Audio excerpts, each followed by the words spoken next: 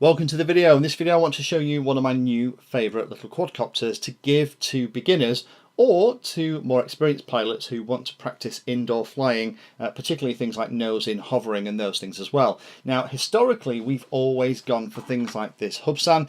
This was one of the very first mini quadcopters that came out. We've probably gone through about 3 or 4 of these. You can tell by the state of some of these props that they've been well used. Tended to try and always put these guard protectors on them just to try and save their TVs and stereos, people, pets and property when they were being flown. But the fleet of 4 that I've had over the last couple of years has helped many pilots get hold of some of the basics. Now this is a model that I've been interested in getting my hands on, and all the testing and the flying, this is now probably the one that I'm going to recommend for new pilots for a couple of reasons. First of all, it is very stable and easy to use, and second of all, it is very, very cheap. So if it does get destroyed, it isn't a disaster. Now this is available from lots of different places. This one came from HobbyKing, so I need to say a very big thank you to those guys. Now to give you an idea of how much I do like these, just let me kind of show you. There's the box it comes in, and there's a box of another one that I'm going to open, and there's another one on the way as well, because these guys are going to replace my fleet of the Hubsan X4s that are getting a little bit old. So let's have a look at the machine itself. Let's talk about the remote control, because although it comes with lots of instructions in the box, the instructions are completely wrong for the remote control, so I'll cover what all those bits are. It has some really cool features, as well as being a nice indoor flying quad. There is the option to upgrade pieces. This top just snaps off. It's only a little piece of plastic that covers the electronics, and the electronics themselves are pretty basic. What we have in here is a little antenna, we have the flight controller, and I'm guessing there's some kind of magnetometer as well. The body is one piece of black plastic with these little 4-bladed fan style propellers on brushed motors. The actual flight controller board itself is mounted, I'm not sure if the camera's picking this up, on these kind of little rubber mounts, which is a nice anti-vibration touch. The battery underneath is a little 150 milliamp 3.7 volt 30C pack, and that'll give you about 5.5 minutes when they're brand new, gentle hovering around in the lounge or at home. But if you're flying more aggressively, then you expect to get well under 5 minutes out of each battery. Now there is only one battery in the pack. You of course get the model, you get the battery, you get the little radio receiver that runs on 2 AA cells that you pop in the back. You get a USB charger for the battery. The way this works is when you first plug it in, it has a little red light. When it's finished charging, the red light comes back on. And in addition to that, you get a full set of spare props, which is fab, and you even get the little Phillips screwdriver that you need to secure the little Phillips screw at the back to stop the batteries falling out. So that's what you get for your money. So now we've talked about that, let me talk about this remote control. And the reason I want to do this and talk about this in the video is because this remote control, the buttons operate completely differently from the manual, which is always fun, particularly for the new pilot. So the way this works is that it looks like it has trims and things, but not all of them are what you think. Now, it has the throttle and rudder on the left. The springs are a little bit tight on this, but actually even with my use of things like the Taranis, it's been very easy to get to use it, and actually it will still teach new pilots the right kind of muscle memory to control the quadcopter. The top has a couple of buttons. This one here sets you between low and high rates. You press it and it beeps once, it means it's low rates. Press it again, it'll beep twice, then it's got high rates, which means it's much more responsive and more agile and will go through the air a bit faster. This one here is for acrobatics, so if you're hovering, you press this button, the remote control starts to beep. The next time you move the stick in whichever direction, it will perform a 360-degree roll in that direction, which is quite nice, it looks quite cute. Then we have the power on and off button. I'll show you how to bind it in a second.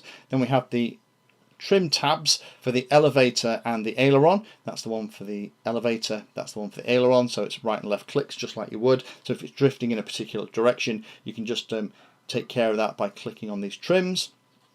And you have this little button over here, which looks like it's going to be trim for the rudder, but it's not. It actually does something completely different.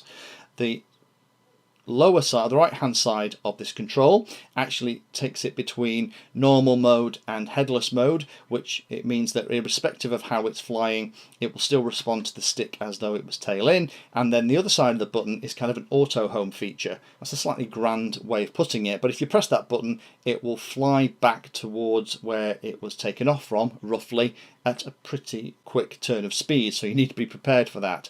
So let me just show you how you set this up and bind this little guy. The battery just slides into the compartment at the back. You only get one battery. I wish we got more, because I must admit after 5 minutes I still want to fly this thing. You just plug it in and it'll start to initialize. Pop it down somewhere level and just let it settle. Turn on the remote control and then take the throttle to the top and to the bottom, and then we're bound and you're in business. Okay. Now, at the moment it will initialize in low rates and headless mode. So if I press this one at the top, you'll hear it double beep. That's now high rates. Press it again. That's low rate mode. If I press this little button down here, it'll take us between normal mode, which is a solid red light, to a flashing red light. If I press it again, it'll take us back. What I'd recommend though before you fly every time is, with it sat somewhere nice and level, calibrate the accelerometers for each mode. So the way you do that is with the model in front of you sat flat and nobody touching it, with the throttle at the lowest position, just take the right stick to the lower left hand corner. You'll see the model flash. That's great. I would do it for both flight modes. The reason being is that what I found with this is that changing flight mode sometimes would cause the copter to veer off dramatically in one direction or another. So by doing that, it means it's absolutely ready to fly. So let me show you what that headless mode looks like. I'll just get that out of the way. So at the moment, it's going to operate as a standard little quadcopter. So when I power it up, it's going to go forwards, left, right and backwards as per the stick, which is fine. If I then put it into the headless mode, and you can tell that by the red flashing light at the back, then if I power it up, and it still behaves in exactly the same way, and even if I turn this little guy round, then he still behaves in the same way. So the stick works in the same way, irrespective of the direction it's pointing. That is awesome for a new pilot. So that's something that if somebody is wanting to have a go and they've never flown one before and they don't understand that as the quadcopter turns around, the orientation changes, that will sort it out too. So in summary, I just wanted to show you this little thing. This is definitely not the kind of model that I would want to fly outdoors. In fact, trying to fly it outdoors, I've really struggled in anything but the lightest of wind.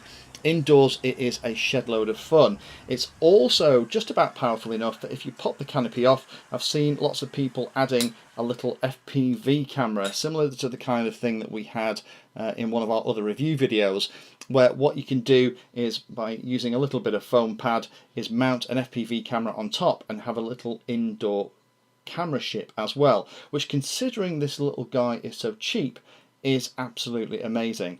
So I just wanted to bring this to your attention. We're going to be looking at lots more mini quadcopters in the coming couple of months. Some of them are going to be a lot more expensive than this, with lots more functions and capability. But I think this, for kind of your $15 price point, is pretty outstanding. And we are definitely going to be putting these in a couple of Christmas stockings.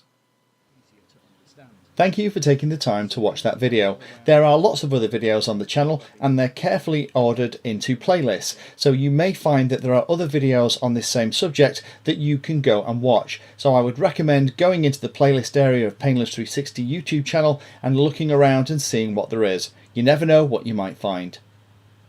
Thanks for watching. Please like, subscribe and happy flying.